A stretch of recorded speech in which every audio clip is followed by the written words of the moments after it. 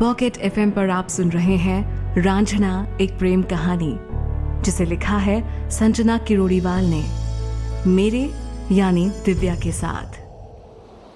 तुम ना गुरु इश्क में पगला गए हो, जो है नहीं उससे प्यार करते हो, वो भी पिछले 14 सालों से। अरे अब तक तो भूल भी गई होगी तुमको। और क्या प्यार शादी करके घर बसा लिया होगा। अरे उसके इंतजार में कब तक अपना वक्त बर्बाद करोगे। अरे एक से बढ़कर एक लड़कियां अपने बनारस में, तुम कहो तो कल ही बात चलाएं तुम्हारी। मुरारी ने कहा। मुरारी, प्यार कोई खेल नहीं है जो आज इसके साथ कल उसके साथ। हमें भरोसा अपने भोलेनाथ पर, वो हमें उनसे जरूर मिलाएंगे। ये 14 साल का वनवास यूं जाया नहीं होगा।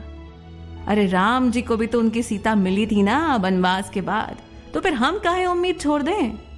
लड़के ने सहजता से कहा। अच्छा तो फिर इतने सालों में तुमसे मिलने काहे नहीं आई वो? मुरारी ने लड़के की आंखों में देखते हुए कहा। मुरारी के सवाल से लड़का खामोश हो गया। तभी पीछे से एक चप्पल आकर मुरारी की पीठ पर लगी और वो पीछे पलटकर जोर से चिल्लाया, अबे कौन है बे? हम हैं तुम्हारी अम्मा। ऊपर सीढ़ियों पर खड़ी एक औरत चिल्लाई और बड़बड़ाते हुए नीचे उतरने लगी। अरे जीना हराम कर दिया है लौंडो ने हमारा। एक तो था ही मुररिया और ई भी इसकी जैसन हुई गवा। अरे इसको यहाँ लड़के को बुलान खातिर भेजी थी और यहाँ बैठकर उसी के साथ पंचायती लगा रहा है। आज इन दोनों का खैर नहीं, चप्पल से मार मार के मुंह सुजाए देंगे इनका हम। अरे मर गए मुरारी, अम्मा चली आ रही, भाग यहाँ से। लड़के ने अपनी माँ को देखकर कहा और भाग गया। अरे तो हमको कहाँ अकेले छोड़ के जा रहे हो? रुको, हम भी आ रहे हैं। अरे रुक जाओ साला, जिंदगी का भौकाल बना के रख दिए हो। तुम्हारी दोस्ती भारी पड़ रही है हमको। इश्क तुम करो, तुम्हारी अम्मा की चप्पल हम खाएं। कहते हुए मुरारी भी लड़के के पीछे भागा।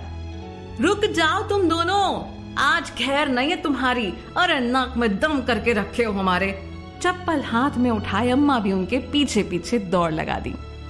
बनारस की गलियों में आधी रात का वो नजारा देखने लायक था। मोहब्बत का मारा लड़का आगे, उसके पीछे मुरारी और उन दोनों के पीछे अम्मा।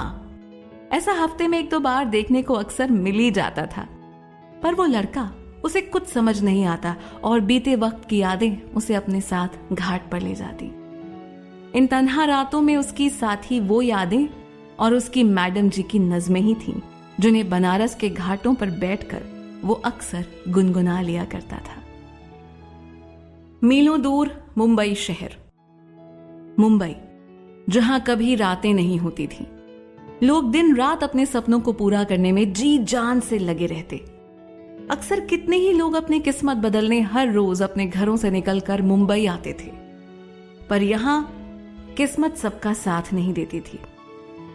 सारिका की किस्मत ने उसका साथ दिया और आज मुंबई के सभी बड़े बिजनेसमैन उसे जानते थे, उसके काम की तारीफ करते थे।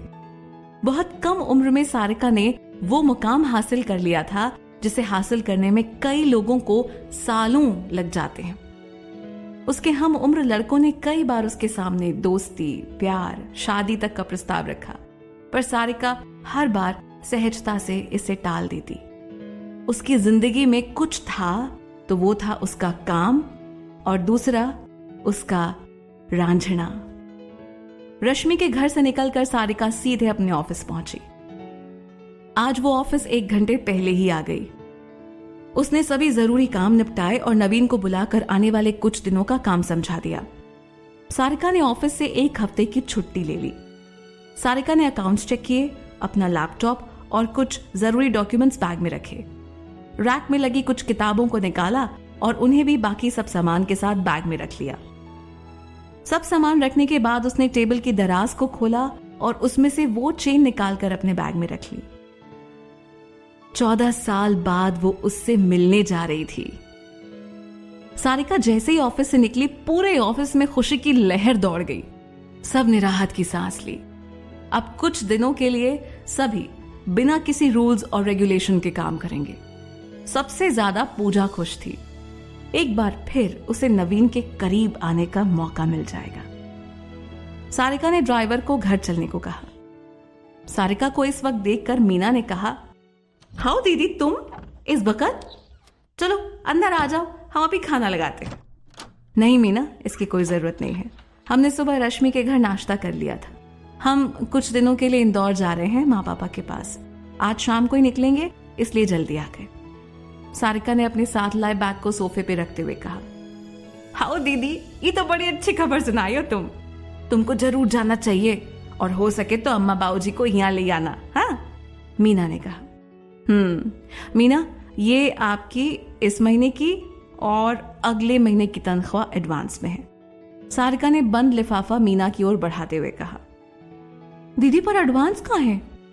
वापस आने का इरादा नहीं है या हमको काम से निकाल रही हो? देखो दीदी, हमसे कौनो गलती हो गई हो तो हमको बताए दो, पर जो एडवांस की बात ना करो हमसे। हाँ, मीना ने रुआसा होकर कहा। मीना की बात सुनकर सारिका हंसने लगी और कहा, आप इन्हें कुछ भी सोचने लगती हैं। हम भला ऐसा क्यों करेंगे और आपको क्यों निकालेंगे? वो तो हम इसलिए दे रहे हैं कि हमें आने में वक्त लग सकता है, इसलिए आपको परेशानी ना हो, इसीलिए दिया है एडवांस। और एडवांस होता है, एडवांस नहीं। हाओ दीदी, जो भी हो, पर हम बता रहे तुम हमको छोड़ के कहीं ना जाना। हाँ, मीना ने अधिकार जताते हुए कहा। सारिका को अच्छा लगा तो वो मुस्कुरा उठी और कहा, अच्छा तो फिर एक कप कॉफी पिला दीजिए, तब तक हमारा बैग जमा लेते हैं हम। ठीक है, हम अभी फटाफट लेकर आते हैं, मीना ने कहा और किचन की ओर बढ़ गई। सारिका ने सोफे से बैग उठाया और अपने कमरे की ओर बढ़ गई। इस कहानी में आगे क्या होगा जानने के लिए सुनते रहिए पॉकेट एफएम।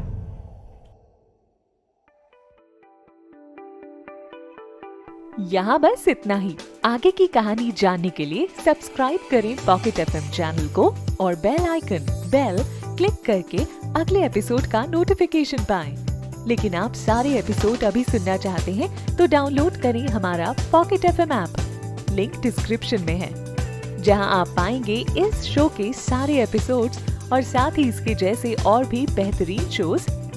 तो देर किस बात की, अभी डाउनलोड करें पॉकेट एफएम ऐप।